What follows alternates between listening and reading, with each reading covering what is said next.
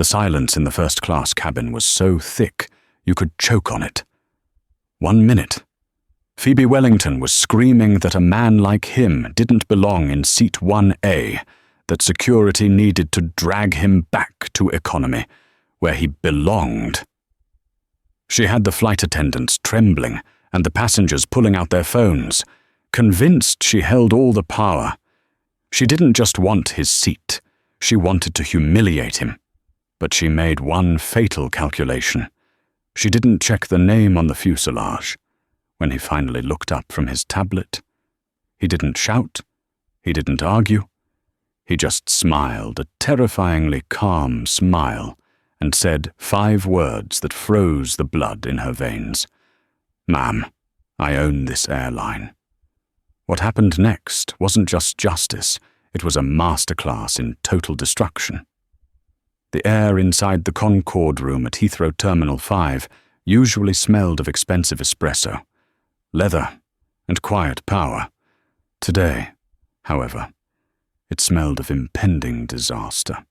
Damien Caldwell adjusted the collar of his charcoal cashmere hoodie, pulling it slightly higher. He wasn't hiding, exactly, but he wasn't advertising either, at 42.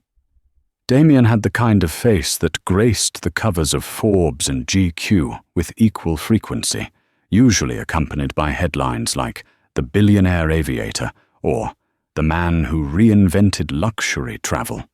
But today, he just wanted to get home to New York.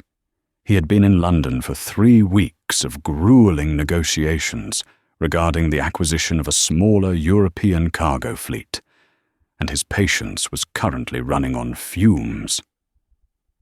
He sat in a secluded corner of the lounge, tapping away on his iPad, a half-finished glass of sparkling water on the low table beside him. He liked flying his own metal. It gave him a chance to audit the service without the staff putting on a show for the boss when he flew under the radar. He saw the cracks in the veneer. "Excuse me," I said. "Excuse me." The shrill voice cut through the ambient jazz like a serrated knife. Damien didn't look up immediately, a habit formed from years of avoiding paparazzi, but the disturbance was getting closer. "I don't care what the policy is," the voice continued, dripping with that specific brand of entitlement that sounded like it had been aged in oak barrels of old money. "I specifically requested the private cabana. I am a Diamond Medallion member. Do you know how much money my husband spends with this airline?" Damien sighed, his finger hovering over a spreadsheet. He glanced up. Standing at the concierge desk, roughly 20 feet away, was a woman who looked like she had been manufactured in a laboratory dedicated to intimidating retail workers. She was wearing a cream-colored pantsuit that probably cost more than a mid-sized sedan, accessorized with a Hermes Birkin bag held in the crook of her arm like a weapon. Her blonde hair was coiffed into a rigid, motionless helmet. This was Phoebe Wellington. Damien didn't know her name yet, but he knew the type. He called them yield killers, high maintenance, low actual value to the company, despite their loud claims of wealth, and toxic to crew morale. The young concierge, a girl named Sophie, according to her badge, looked close to tears. "Mrs. Wellington, I truly apologize. The cabanas are currently fully booked by other first-class passengers. We have a lovely seating area near the terrace." "I don't want the terrace," Phoebe snapped, slamming her boarding pass onto the marble counter. "I want privacy. I have sensitive business calls to make before I board. I am landing in New York to close a deal that will make your annual salary look like a rounding error. Now, move, someone." Damien watched, fascinated by the sheer audacity. Move, someone. As if other paying passengers were merely furniture to be rearranged for her comfort. I can't ask a guest to leave their cabana." "Ma'am," Sophie stammered. Phoebe leaned in, her voice dropping to a dangerous, hissing whisper that carried further than a shout. "Listen to me, you incompetent little girl. You're going to find me a cabana, or I am going to make a phone call to the corporate office. I know people. I know the Vice President of Customer Experience. One call from me, and you'll be scanning boarding passes at the gate for Spirit Airlines." Sophie flinched. Damien felt a familiar heat rising in his chest. It was the protective instinct that had made him a beloved leader among his 45,000 employees. He tapped the screen of his iPad, closing the spreadsheet, and opened the internal messaging app used by his executive team. He typed a quick note to the station manager at Heathrow, who is the VIP, currently harassing staff at the Concorde desk. He stood up. He wasn't going to intervene directly, not yet. He wanted to see how the system handled the stress test. But he couldn't sit idly by while a 20-year-old girl was bullied. He walked over to the buffet, pouring himself a fresh coffee, positioning himself closer to the desk. "Mrs. Wellington," a manager intervened, stepping in front of Sophie. He was a tall man with the patience of a saint, named Alex. "Is there a problem?" "The problem is your staff's refusal to accommodate a high-value flyer," Phoebe spat, turning her glare on Alex. She gestured wildly, her hand knocking into a display of orchid arrangements.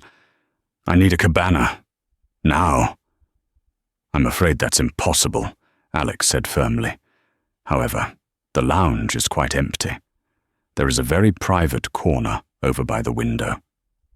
He pointed toward where Damien had been sitting. Phoebe followed his finger, and her eyes landed on Damien. He was wearing his hoodie, expensive joggers, and limited-edition sneakers. To the untrained eye, he looked like a tech bro or a rapper on a day off. To Phoebe Wellington, he looked like something that needed to be cleaned up. She sneered, visibly sneered. "Well," she said, loud enough for Damien to hear. "At least that section is empty, though you really should have better dress code enforcement in the first-class lounge. It's looking a bit urban in here today."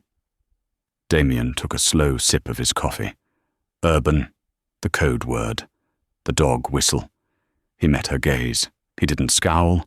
He just offered a flat, bored stare. "I beg your pardon," Alex said, his tone stiffening. "Nothing." Phoebe waved a dismissive hand. "Fine, I'll take the table, but I want a bottle of Dom Perignon brought to me immediately, and make sure he doesn't blast rap music on his devices." She jutted her chin toward Damien. Alex looked at Damien, a flash of recognition almost crossing his face, but Damien offered a subtle, almost imperceptible shake of his head. "Don't blow my cover. Alex!" Alex cleared his throat. "I'll see to your champagne, Mrs. Wellington." Phoebe marched past Damien, her perfume cloud hitting him like a chemical weapon. As she passed, she muttered, "Unbelievable what they let in these days." Damien sat back down. He pulled up her passenger profile on his iPad. Having received the data from the station's manager, name Phoebe Wellington. Seat 2K. Status Gold gifted via corporate partner status match. Notes 4 complaints logged in the last 12 months regarding abusive behavior toward crew. Employer Omnicorp Global. VP of Strategic Acquisitions. Damien's eyebrows shot up. Omnicorp Global. Karma, it seemed, was boarding early today.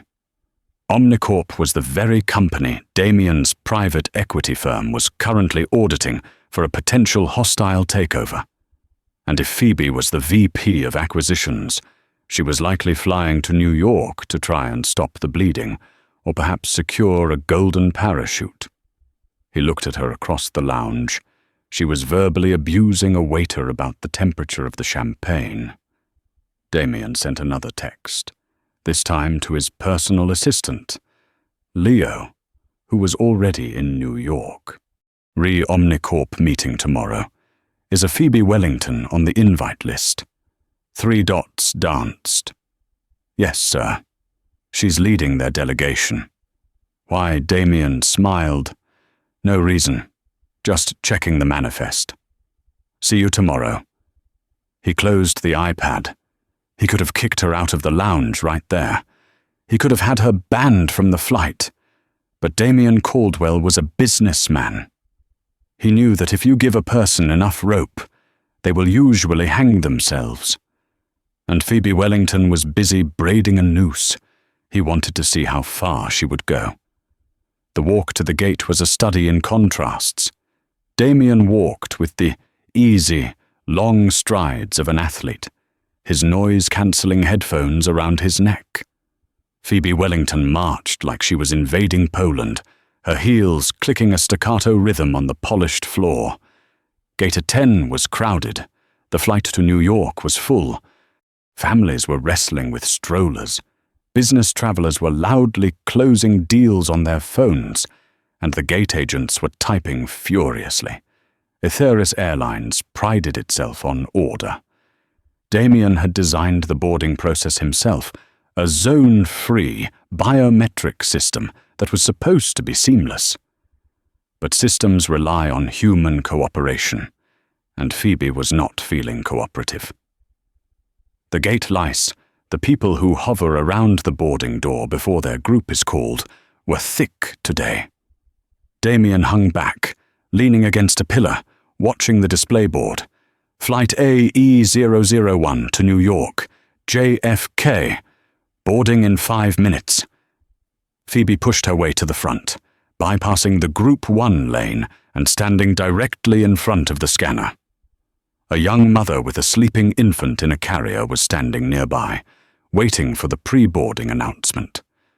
"Excuse me," Phoebe said to the mother, not waiting for a response before shoulder-checking her bag aside. "This is the priority lane." "I know," the mother whispered, trying not to wake the baby. "I'm pre-boarding with an infant." "Well, don't block the scanner." Phoebe huffed. "Some of us have schedules to keep." The gate agent picked up the microphone. "Good afternoon, ladies and gentlemen. Welcome to Airlines. Flight AE001 to New York. We will begin boarding shortly with our pre-boarding for families with small children and anyone needing extra assistance." Phoebe audibly groaned. "Oh, for God's sake, just let the first class on. The baby isn't flying the plane." Damien watched as Phoebe tried to inch her phone toward the scanner while the mother was stepping forward. The gate agent, a stern woman named Maria, put her hand up. "Ma'am, please step back. We are boarding families first." "I am in first class," Phoebe announced, pointing at her phone screen. "Seat 2K. I have priority." "First class boards after pre-boarding, ma'am," Maria said, her patience clearly tested. "Please step aside." Phoebe rolled her eyes and stepped back, but not before turning to the crowd behind her, which included Damien, and broadcasting her grievances. "It's ridiculous. We pay $10,000 for a ticket and get stuck behind a crying brat. This airline is going downhill fast." She looked directly at Damien again. He was standing in the priority line, right behind where she had been forced to retreat. "You," she said, snapping her fingers at him. "You're in the way. Move back." Damien looked behind him. There was plenty of space. "I'm in line, ma'am. In this line." She looked him up and down again. "The hoodie. The sneakers. This is priority. Zone 1. Economy is over there." She pointed vaguely toward the restrooms. Damien didn't take the bait. He just held up his phone, displaying his boarding pass. It was black, the exclusive obsidian tier that even most employees didn't know existed. It just meant owner. But to the untrained eye, it just looked like a dark boarding pass. "I'm in the right place," he said calmly. "We'll see," she muttered.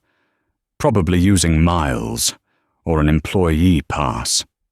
The pre-boarding finished, Maria picked up the mic again. "We now invite our first-class cabin and Obsidian members to board." Phoebe lunged. She physically shoulder-checked Damien to get to the scanner first. It was a petty, childish move. Damien stumbled slightly, catching his balance. "Ladies first," she said with a sickly sweet, venomous smile. She scanned her pass. Beep. She strutted down the jet bridge. Damien stepped up to the scanner. Maria looked at him. Tired.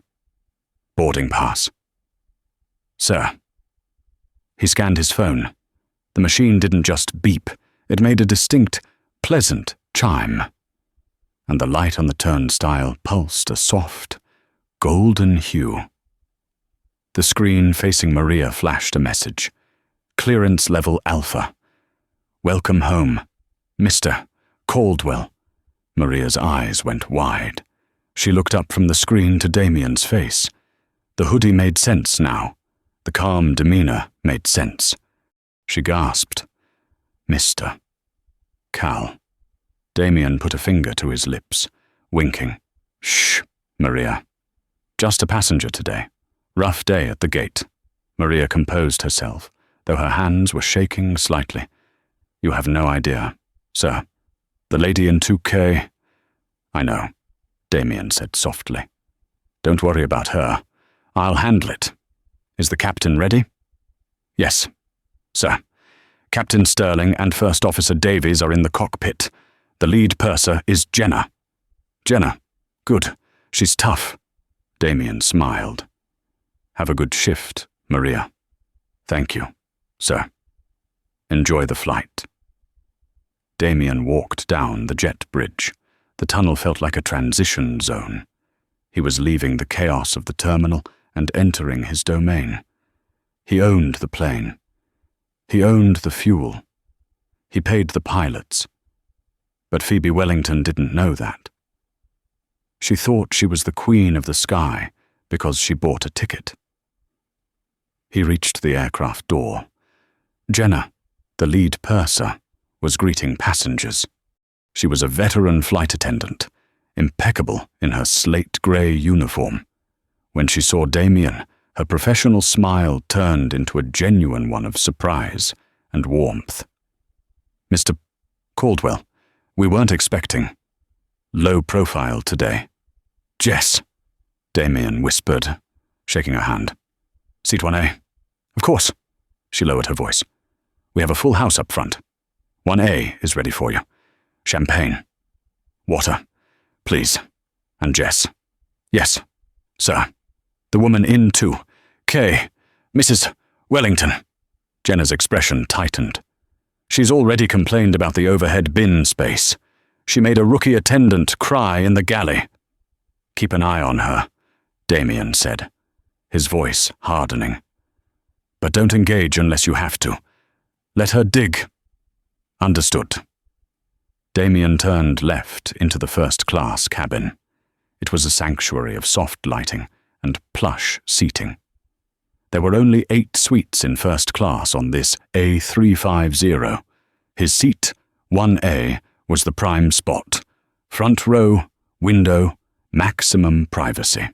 He walked toward it, ready to put on his headphones and ignore the world for 7 hours. But when he arrived at row 1, he stopped. There, sitting comfortably in seat 1A, with her shoes off and her feet resting on the ottoman, was Phoebe Wellington. She had already opened the amenity kit and was spreading the contents over the side table. Damien checked his boarding pass. Definitely 1A. He checked the seat number on the wall. 1A. He took a deep breath. He really didn't want to do this. But he stepped into the suite's entrance. "Excuse me, Mum," Damien said politely. "I believe you're in my seat." Phoebe didn't look up from her phone. She took a sip of pre-departure champagne. "There are plenty of seats. Honey, go find another one." "Mom, the seats are assigned," Damien said, his voice dropping an octave. You are in 1A. This is my seat. I believe you are in 2K. Phoebe finally looked up. She lowered her sunglasses, staring at him over the rim. The look was one of pure, unadulterated disdain. I decided to switch, she said. I prefer the bulkhead, and 2K has a draft, so I'm sitting here. That's not how it works, Damien said. It is how it works for me, she snapped. I am a platinum flyer. I spend millions. Now, take seat 2K if you're so desperate for a window, or go back to where you came from. I'm busy. She put her sunglasses back on and waved him away like a servant. Damien stood there for a moment, the silence of the cabin stretching out. Other passengers were watching now. A man in 1K, a couple in row 2. Jenna was watching from the galley, her eyes wide, waiting for Damien's signal. Damien didn't signal. He didn't call the crew, not yet. He leaned against the suite wall, crossed his arms, and looked down at her. I'm going to ask you one more time, very politely, Damien said. Please move to your assigned seat. Phoebe laughed, a cruel, sharp sound, or what you'll call the police over a seat. Do you know who I am? I know exactly who you are, Phoebe, Damien said. She froze. The use of her first name, spoken with such casual authority, made her pause. She whipped her sunglasses off. How do you know my name? And I know you're flying to New York to meet with Omnicorp, Damien continued. I know you're under a lot of stress. But stealing a seat isn't the way to handle it. You're stalking me, she hissed, her face turning red. That's it. I'm calling the flight attendant. I want you off this plane. She mashed the call button. Stewardess security. Damien smiled. It was a cold smile. Go ahead, he said softly. Call them.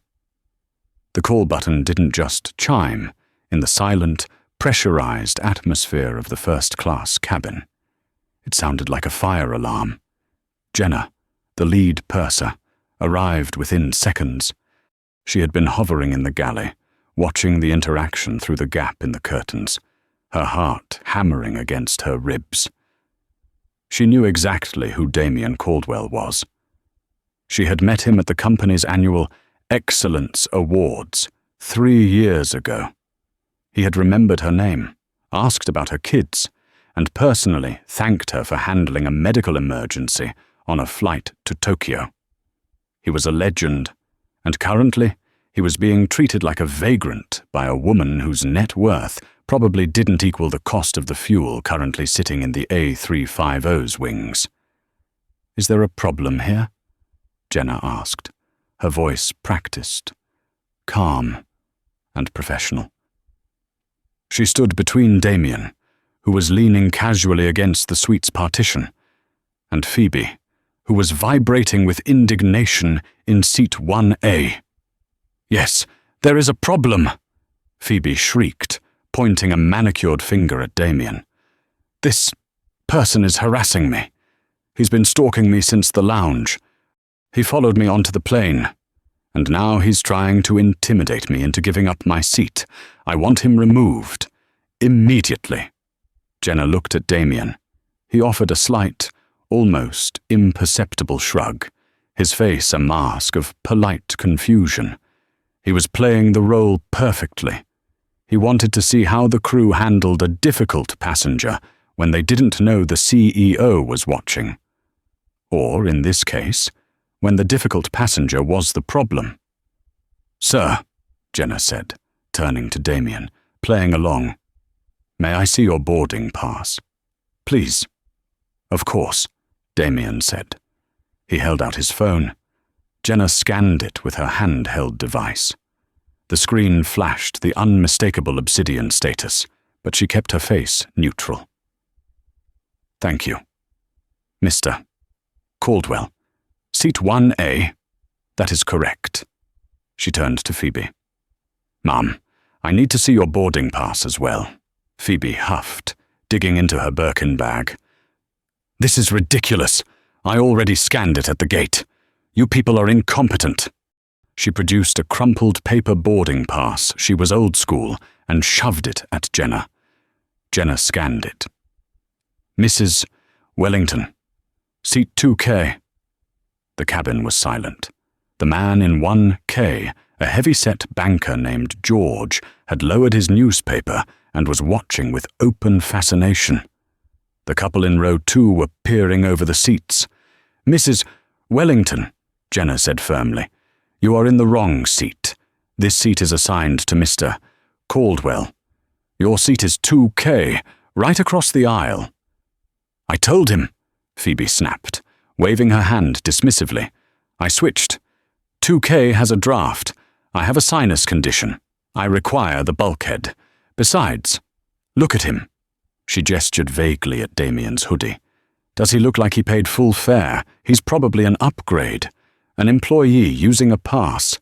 I paid full price. I am staying here."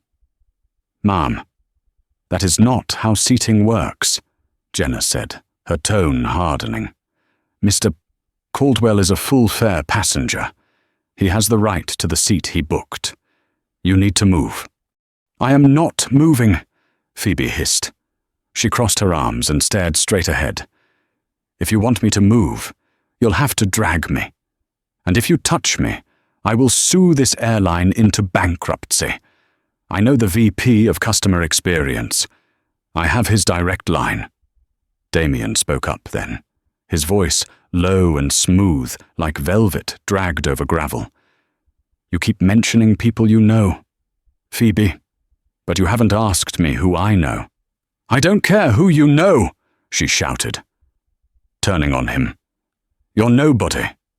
You're just some aggressive man trying to bully a woman traveling alone. It's threatening. I feel threatened." She looked around the cabin, seeking allies. "He's threatening me. Did you hear him? He's aggressive." The banker in 1K, George, cleared his throat. "Actually, ma'am, he hasn't raised his voice once. You're the one shouting." "Shut up," Phoebe snapped at George. "Mind your own business," Jenna took a step forward. "Mrs. Wellington, you are disrupting the flight.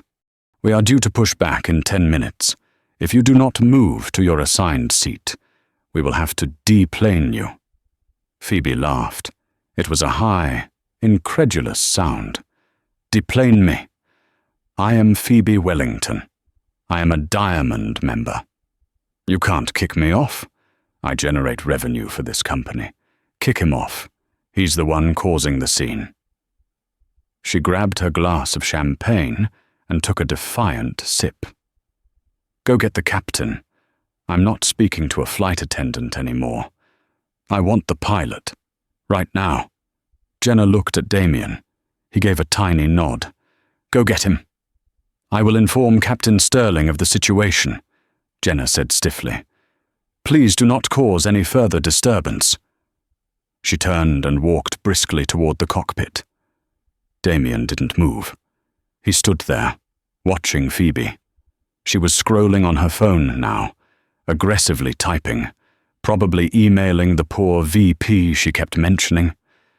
"You're making a mistake," Damien said quietly. "The only mistake I made was flying this budget airline," she muttered without looking up. "Once I get to New York and close the Omnicorp deal, I'm buying a private jet. Then I won't have to deal with people like you." "Omnicorp," Damien repeated. "Big deal. Huge," she bragged. Unable to help herself, she loved an audience, even a hostile one. "I'm acquiring a logistics firm. We're going to gut it, fire the management, sell the assets. It's going to be a bloodbath, and I'm holding the knife." She smiled, a predatory expression. "That's power, honey, something you wouldn't understand." Damien's jaw tightened. "Gutting companies, putting people out of work. You enjoy that. It's business," she said. "Survival of the fittest. The weak get eaten. The strong take the window seat. Is that right? Damien asked. And you think you're the strong one here? Look at me, she said, gesturing to her suit, her bag, her diamonds. Then look at you. Damien looked down at his sneakers. They were limited edition Jordans, worth about $2,000, but to her, they were just gym shoes. He looked at his hoodie. It was Loro Piana, worth $3,500. But to her, it was streetwear. Appearances can be deceiving, Damien said. Not usually, she countered. The cockpit door opened. Captain Richard Sterling emerged. He was a silver-haired man with the bearing of a military officer. He had flown for the Air Force before joining Aetheris. He was serious, professional, and didn't suffer fools. He saw Damien immediately. His eyes widened slightly, but he caught himself. He saw the situation. Mrs. Wellington, Captain Sterling said, his voice deep and commanding. I am Captain Sterling. The lead purser tells me you are refusing to sit in your assigned seat. Phoebe looked the captain up and down. Finally, a man in a uniform. Someone she felt was an equal. Captain, she said, putting on a flirtatious, conspiratorial smile. Thank goodness. Your staff is being unreasonable. This man, she pointed at Damien, is harassing me over a seat. I simply moved to 1A because of a draft. I'm sure as the commander, you can authorize this change. Just upgrade him to, I don't know, put him in the cockpit or something, or send him back to coach. Sterling didn't smile. Ma'am, Mr. Caldwell is the ticketed passenger for 1A. Federal aviation regulations require passengers to sit in their assigned seats for takeoff. You are violating crew instructions. That is a federal offense. Phoebe's smile dropped. Don't quote regulations at me. I know the rules. You have discretion. Use it. I am using it, Sterling said. I am ordering you to move to seat 2K immediately, or you will be removed from this aircraft. Phoebe's face turned a violent shade of plum. You wouldn't dare. Do you know how much influence I have? I will have your wings. I will have you flying cargo out of Anchorage. She stood up, getting in the captain's face. I am not moving for this thug. That was the breaking point. Captain Sterling pulled out his radio. Dispatch, this is flight AE001, requesting airport police to the gate. We have a disruptive passenger refusing crew instructions.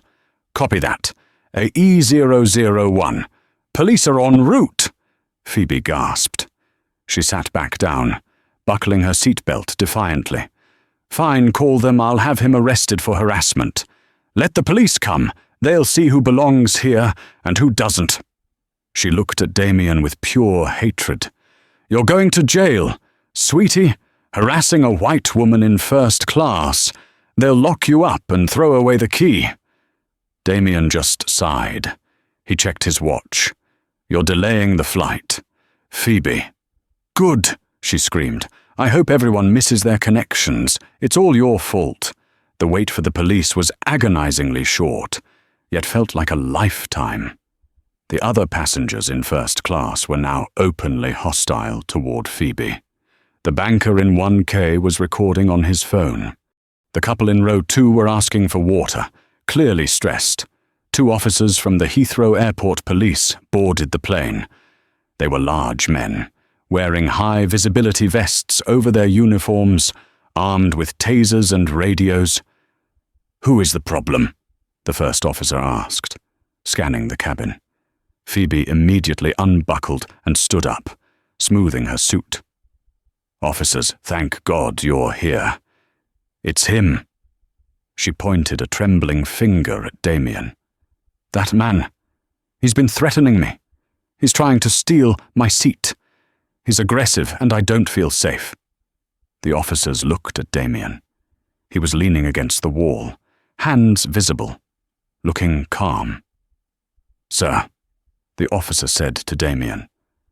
"Is this true?" "No, officer," Damien said. "I am the passenger assigned to seat 1A. This lady is in seat 2K. She refused to move. The captain asked her to move. She refused him too." "Liar!" Phoebe shrieked. "He's lying.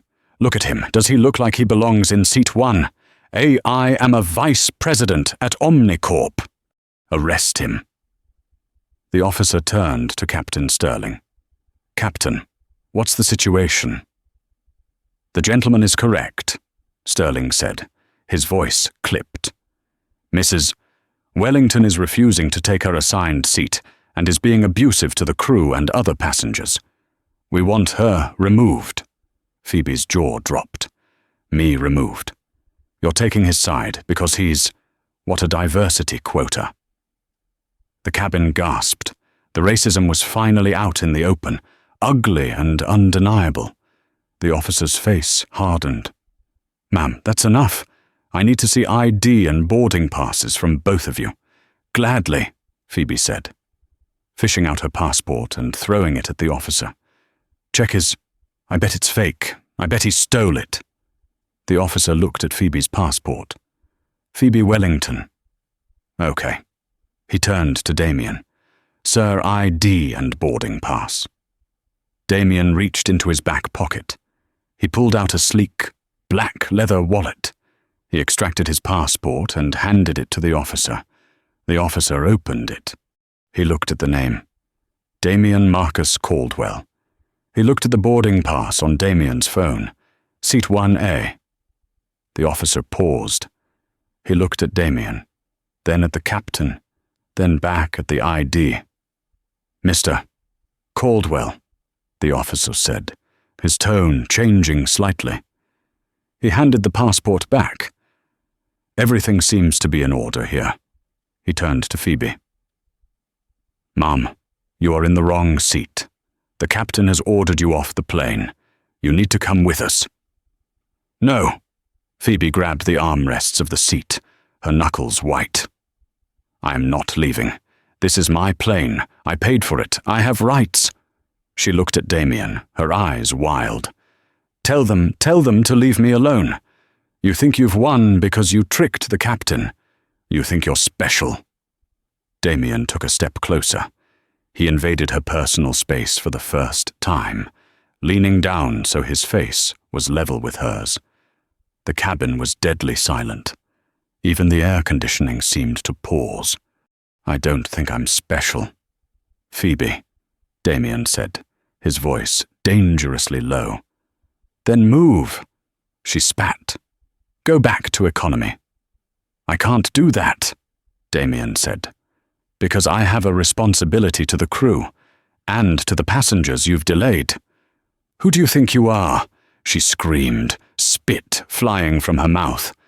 "Some rapper, some athlete. Who are you to tell me what to do?" Damien stood up straight. He adjusted his hoodie. He looked at the captain, then at the police officers, and finally, he looked directly into Phoebe's eyes. He smiled. It wasn't a nice smile. It was the smile of a shark that had just smelled blood in the water. "I'm not a rapper, Phoebe, and I'm not an athlete." He gestured around the cabin at the leather seats, at the lighting, at the logo embossed on the bulkhead wall. "My name is Damien Caldwell." Phoebe frowned, the name sounding vaguely familiar, but not clicking. "So, Caldwell," Damien repeated. As in, Caldwell Aviation Group. He paused for effect, watching the realization slowly crawl across her face like a spider. "I don't just have a ticket for seat 1A, ma'am," he said, his voice ringing with absolute, crushing authority. "I bought the fuel. I bought the seats. I signed the checks for the pilot and the flight attendants you just insulted." He leaned in one last time, delivering the final blow. "Ma'am, I own this airline." Phoebe froze. Her mouth opened, but no sound came out. Her eyes darted from Damien to the logo on the menu card, Airlines, a Caldwell company. The color drained from her face so fast she looked like a corpse. You, she stammered. And you, Damien continued, are trespassing on my property. He turned to the officers. Get her off my plane. The silence that followed Damien's declaration was absolute. For a heartbeat, the only sound in the first-class cabin was the hum of the auxiliary power unit and the ragged, panicked breathing of Phoebe Wellington. You own, she whispered, the words tasting like ash in her mouth. Her eyes darted around the cabin, looking for a lifeline, for someone to tell her this was a joke, a prank, a reality TV show. But all she saw were the cold, satisfied faces of the other passengers and the stone-faced resolve of the police officers. That's right, Damien said, his voice calm, but carrying the weight of a judge's gavel. Airlines is a subsidiary of Caldwell Aviation. I am Damien Caldwell, and you, Mrs. Wellington, are no longer a guest on my aircraft. You are a security threat. He turned to the lead officer. Officer, I want to press charges for trespassing, disturbance of the peace, and verbal assault on my crew. Please remove her. The officer nodded, his patience with Phoebe having evaporated the moment she insulted the captain. Ma'am, stand up. Now. Phoebe didn't move. She couldn't. Her brain was misfiring, trying to reconcile the image of the hoodlum she had profiled with the titan of industry standing before her. But I have a meeting. Omnicorp. I can't be arrested. I'm a vice president. Stand up, the officer barked, reaching for her arm. Don't touch me, she shrieked, recoiling. I'll sue you. I'll sue everyone. You can't do this to me. Do you know who my husband is? Do you know? Or, Ma'am, you are under arrest, the second officer said, stepping in to assist his partner. They grabbed her by the arms and hauled her out of the seat. She kicked and screamed, her heels scuffing the expensive leather of the suite she had fought so hard to steal. Let go of me. This is a mistake. He's lying. He's a liar. She thrashed, her Birkin bag falling to the floor, spilling its contents lipstick, a compact, and a half-empty bottle of prescription pills across the aisle. As they dragged her toward the aircraft door, the cabin erupted. It wasn't just a murmur. It was an ovation. The banker in 1K started it, a slow, deliberate clap that quickly spread. The couple in row 2 joined in, even the economy passengers, who could see the commotion from behind the curtain, started cheering as the disruptive woman was hauled away. Get her off, someone shouted from the back. Bye, Karen, another voice yelled. Phoebe looked around, her face a mask of horror.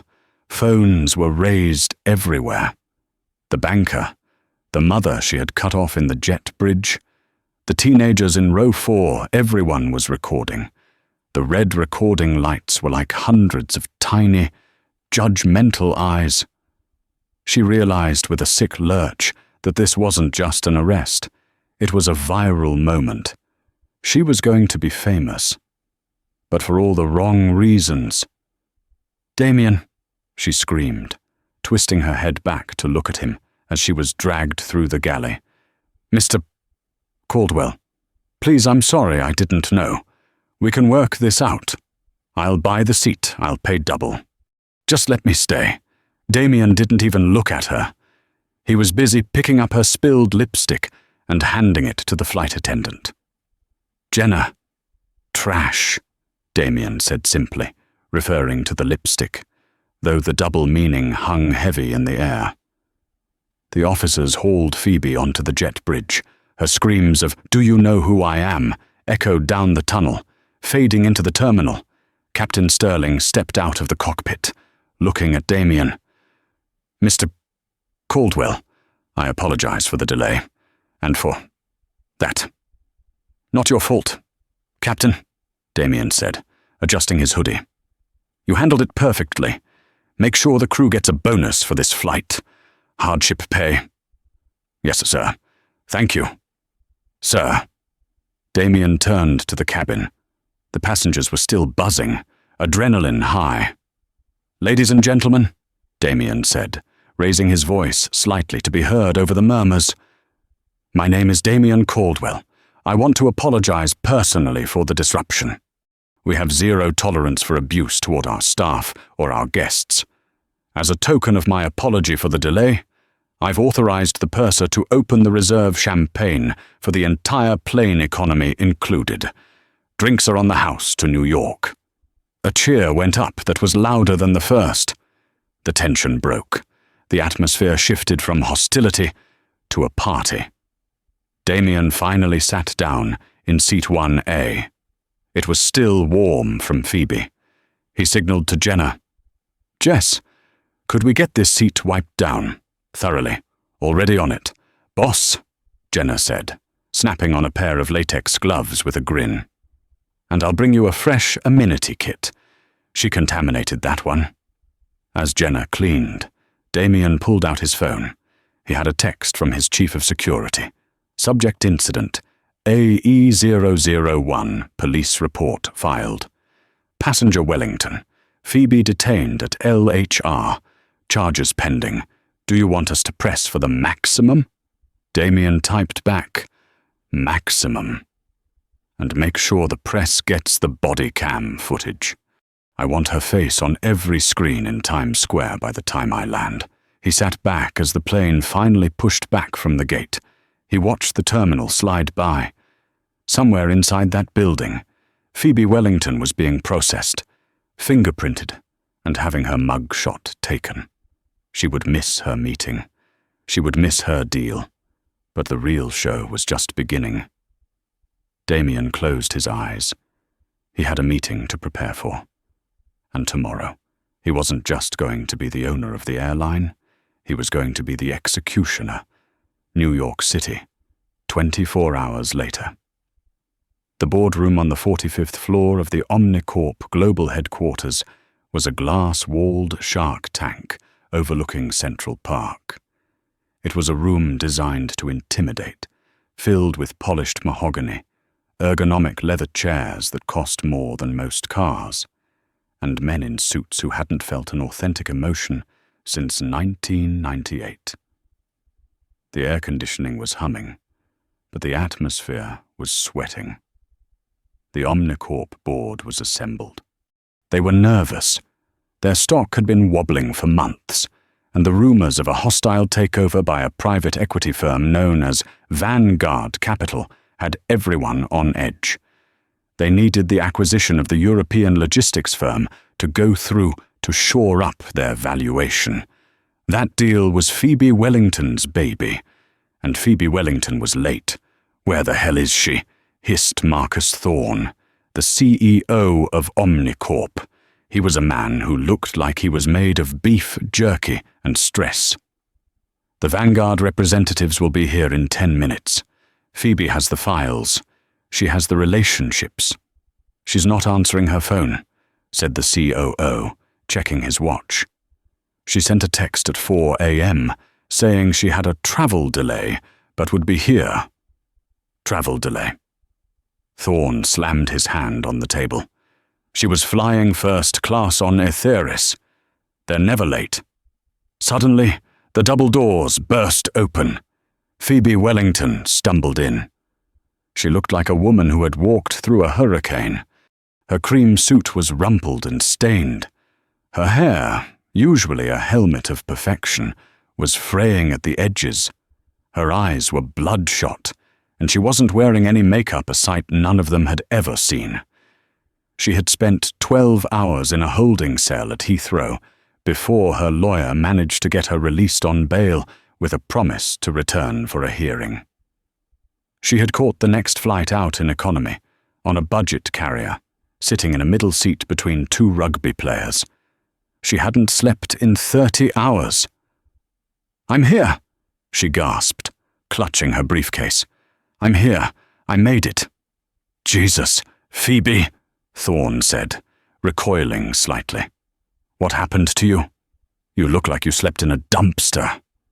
"Administrative error," she lied, breathless. "Airline mix-up. Total nightmare. I'll sue them later. But I'm here for the Vanguard meeting. I'm ready." She frantically pulled files out of her bag, trying to compose herself. She had to nail this. If she closed this deal, she would be indispensable. The board wouldn't care about a little legal trouble in London if she brought home the bacon. "They're here," the receptionist announced over the intercom. "The representatives from Vanguard Capital." "Show them in," Thorne said, straightening his tie. He glared at Phoebe. "Pull it together. Do not speak, unless spoken to, until you present the numbers." The doors opened again. 2 junior analysts in sharp grey suits walked in, carrying laptops. They were followed by a tall, imposing man in a navy bespoke suit.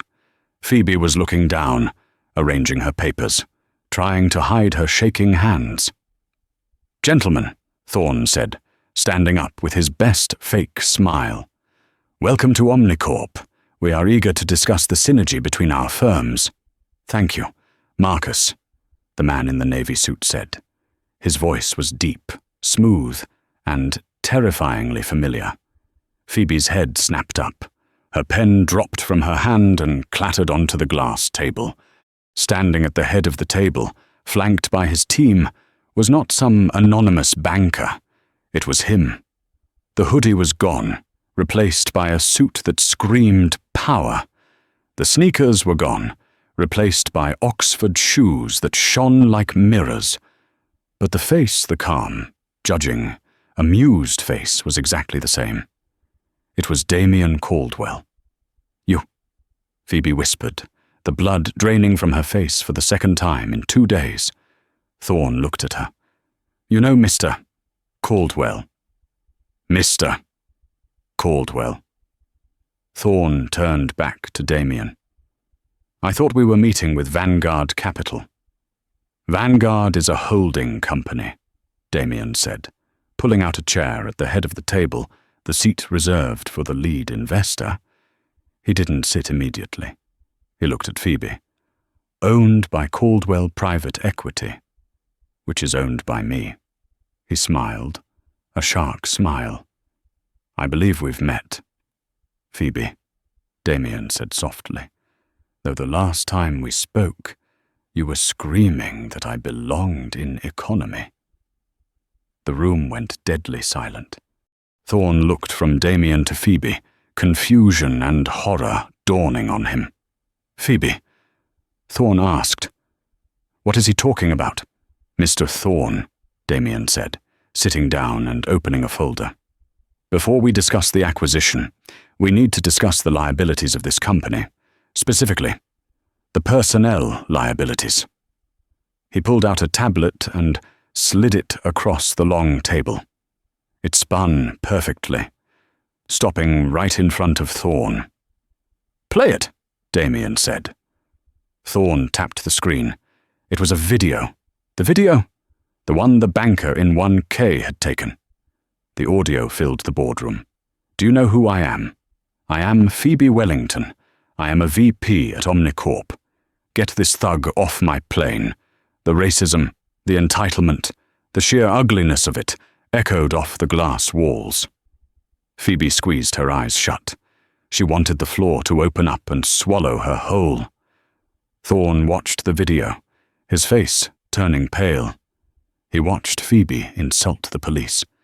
He watched her claim she would gut the company she was acquiring. He watched her get dragged off in handcuffs. The video ended.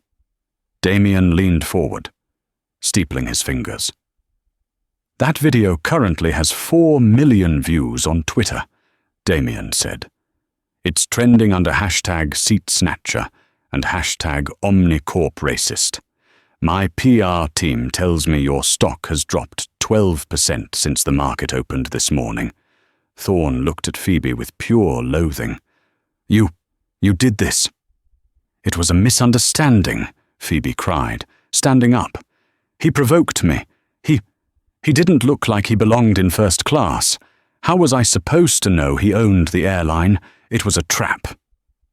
"A trap," Damien laughed. "I sat in my seat. I asked you to move. I gave you 3 chances. You chose to double down on your prejudice." He turned to Thorne. "Here is the situation. Marcus, Vanguard is still willing to acquire Omnicorp. We see value in the assets. But we have a condition." "Anything," Thorne said immediately. "Name it." "We will not do business with a company that employs Phoebe Wellington," Damien said. "Her behavior is a liability. It reflects poorly on the brand. And frankly, I don't like her." He looked Phoebe dead in the eye. "So, the deal is this. You fire her. For cause. Effective immediately. No severance. No golden parachute. No stock options. Or I walk away. I dump my current holdings in Omnicorp, and I let this company crash and burn by lunchtime." Damien checked his watch. "You have 60 seconds to decide." Phoebe looked at Thorne. "Marcus, please. I've been here for 10 years. You can't let him do this. I bring in the revenue. I'm the best you have." Thorne didn't even hesitate. He didn't look at her with pity. He looked at her like she was a cancer he was cutting out. "Phoebe," Thorne said coldly, "you're fired." "What?" she gasped. "You can't. My contract. You violated the morality clause in your contract when you got arrested for assaulting a flight crew and screaming racial slurs on camera," Thorne said. "You're done. Get out." "But my options," she stammered. "My pension." "Gone," Damien interjected. "That's what for cause means. Phoebe, you leave with nothing, just like you wanted to leave that logistics firm with nothing." Phoebe looked around the room. No one would meet her eyes. The men she had worked with for a decade were suddenly very interested in their notepads. She was alone. I will sue," she whispered weakly. "No, you won't," Damien said, tossing another folder on the table. "Because if you do, I will release the footage from the terminal security cameras where you assaulted the gate agent. And I will personally fund the legal defense of every single employee you have ever bullied. I have a list. Phoebe, it's long." He pointed to the door. "Now, leave. Security is waiting to escort you out. And Phoebe," she stopped at the door, broken, humiliated, tears streaming down her face. "Yes," she choked out. "Take the stairs." Damien said, "The elevator is for executives." The elevator ride down from the 45th floor was a funeral march for Phoebe's life. Stripped of her corporate phone and badge, she stood in the lobby, clutching a cardboard box containing a dead plant and her spare heels the sum total of her 10-year career. When the glass doors opened, flashbulbs blinded her. Damien hadn't just fired her. He had let the financial press know a restructuring was imminent. "More, Wellington. Did you really call the owner of Etheris a thug? Phoebe, is it true you're facing assault charges?" She pushed past the microphones, head down, scrambling into a yellow taxi. There was no town car waiting. Her driver had been cancelled, the second Thorne said. "You're fired." Slumped in the back of the cab, she reached for her personal phone to call Charles, her husband. He was a partner at a top law firm. He would fix this. He would sue Damien for everything he had. A text message was already waiting on her screen. "Phoebe, I saw the video. My firm represents Etheris Airlines on regulatory matters.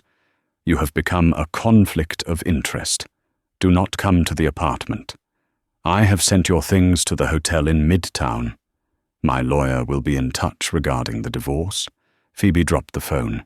She had lost her job, her reputation, her marriage, and her home, all in 24 hours, all because she refused to move 4 feet to the right.